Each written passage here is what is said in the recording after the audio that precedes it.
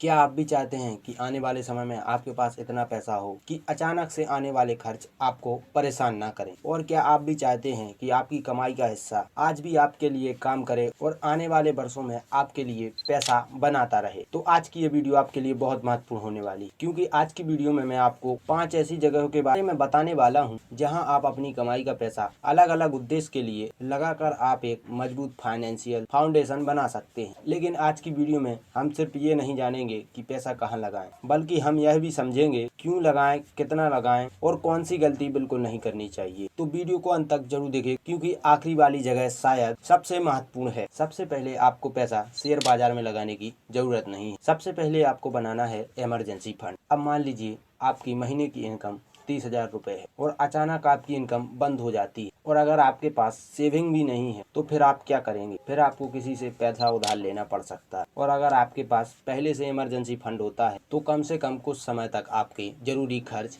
चल सकते हैं। इसलिए इन्वेस्टमेंट शुरू करने से पहले एक इमरजेंसी फंड बनाना समझदारी है, जिसे आप जरूरत पड़ने पर इस्तेमाल कर सकें। इस पैसे का उद्देश्य हाई रिटर्न कमाना नहीं, बल्कि इसका उद्देश्य है मुश्किल समय में किसी के सामने हाथ ना फैलाना पड़े। उदाहरण के लिए मान लीजिए आपका महीने का खर्च 20,000 रुपए है और आप 6 महीने का इमरजेंसी फंड बनाना चाहते हैं, तो आप लगभग 1,20,000 रुपए फाइनेंशियल टारगेट हो सकता है। और एक बहुत बड़ी गलती, इमरजेंसी फंड को शेयर मार्केट में बिल्कुल मत डालें, क्योंकि जिस समय आपको पैसे की जरूरत होगी और उसी समय मार्केट गिरा हुआ हो सकता है। इसलिए इमरजेंसी मनी का मुख्य उद्देश्य सेफ्टी और लिक्विडिटी होना चाहिए। अब आते हैं दूसरे इन्वेस्टमेंट पर, वो है म्यूचुअल फंड SIP। SIP का मतलब है कि आप एक निश्चित रकम नियमित अंतराल पर म्यूचुअल फंड स्क्रीन में निवेश करते हैं। इसकी पूरी जानकारी मैंने एक वीडियो में दी है, जो अभी इसके पहले अपलोड की थी। वो वीडियो मैंने कल अपलोड की थी, तो आप उसको जाकर चेक कर सकते हैं।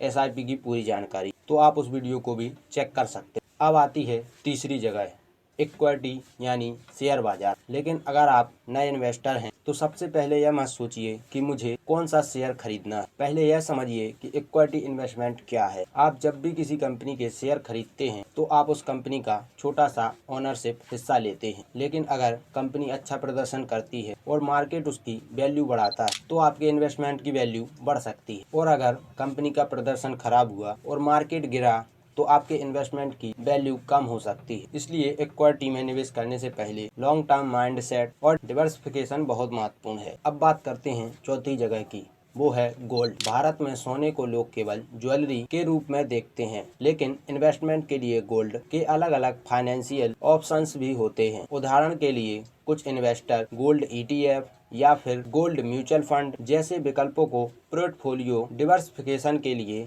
देखते हैं। लेकिन गोल्ड को लेकर भी एक गलत सोच है, वो है कि गोल्ड हमेशा बढ़ता है। ऐसा मानना बिल्कुल सही नहीं है, क्योंकि गोल्ड की कीमत भी ऊपर नीचे हो सकती है। अब आता है वह इन्वेस्टमेंट जिसे बहुत से लोग इग्नोर कर देते हैं, और अगर आप वेल्थ क्रिएट करना चाहते हैं तो यह सबसे पावरफुल इन्वेस्टमेंट हो सकता है। वो है खुद पर निवेश, मतलब कि आपकी स्किल पर पैसा लगाना। मान लीजिए आज आपकी इनकम 20,000 रुपए है, लेकिन अगर आप कोई ऐसी स्किल सीख लेते हैं जिससे आपकी इनकम 20,000 रुपए से 40,000 रुपए हो जाती है, तो आपकी इन्वेस्टमेंट कैपिटल भी बढ़ जाएगी। लेकिन अगर आपकी इनकम बढ़ती है और आप उस एक्स्ट्रा इनकम को लाइफ स्टाइल में खर्च करने के बजाय इन्वेस्टमेंट में लगाते हैं तो आपकी वेल्थ बिल्डिंग स्पीड बढ़ सकती है। तो अब बात करते हैं कि आप किन स्किल पर काम कर सकते हैं। सबसे पहले आप वीडियो एडिटिंग करने की स्किल को सीख सकते हैं। दूसरी है डिजिटल मार्केटिंग। तीसरी है आप कोडिंग कर भी स्किल बढ़ा सकते हैं अपनी। और चौथी बात है सेल्स। और पांचवी बात है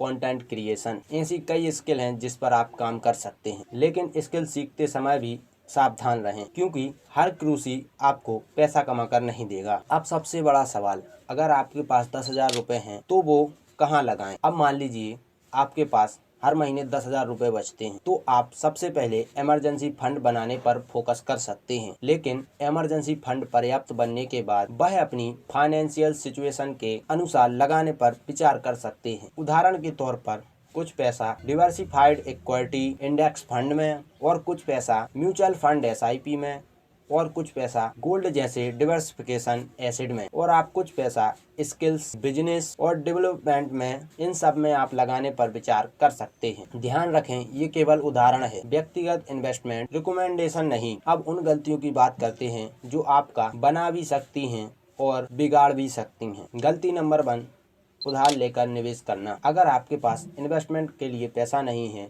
तो सिर्फ मार्केट में पैसा लगाने के लिए लोन लेना बहुत जोखिमपूर्ण हो सकता है। तो पहले अपनी फाइनेंशियल स्टेबिलिटी मजबूत करें, उसके बाद इन्वेस्टिंग शुरू करें। गलती नंबर 2, सारा पैसा एक जगह लगाना। जैसे आपने एक ही स्टॉक में पूरा पैसा लगा दिया, या फिर एक ही एसेट में पूरा पैसा लगा दिया, और या फिर एक ही बिजनेस में पूरा पैसा लगा दिया। यह कॉन्सेंट्रेशन रिस्क बढ़ा सकता है। गलती नंबर 3, जल्दी अमीर बनने की कोशिश। अगर कोई कहता है कि 10,000 लगाओ और हर महीने 5,000 पक्का कमाओ तो सावधान हो जाइए। और गलती नंबर 4, बिना समझे इन्वेस्टमेंट करना। सिर्फ इसलिए निवेश मत करें कि मैंने बोल दिया, या फिर आपके दोस्त ने बोल दिया, या कोई रिलेटिव ने बोल दिया। पहले आप खुद समझिए, उसके बाद निवेश कीजिए। और गलती नंबर 5, बीच रास्ते में छोड़ देना। जैसे आज आपने SIP शुरू की और फिर 3 महीने बाद मार्केट गिर गया तो आपने घबरा कर SIP बंद कर दी, तो आपका लॉन्ग टर्म प्लान कमजोर हो सकता है। इसलिए इन्वेस्टमेंट में डिसिप्लिन और गोल बेस्ड थिंकिंग जरूरी है। अगर आप फाइनेंशियली स्ट्रांग बनना चाहते हैं तो केवल यह मत सोचिए कि पैसा कहाँ लगाऊं,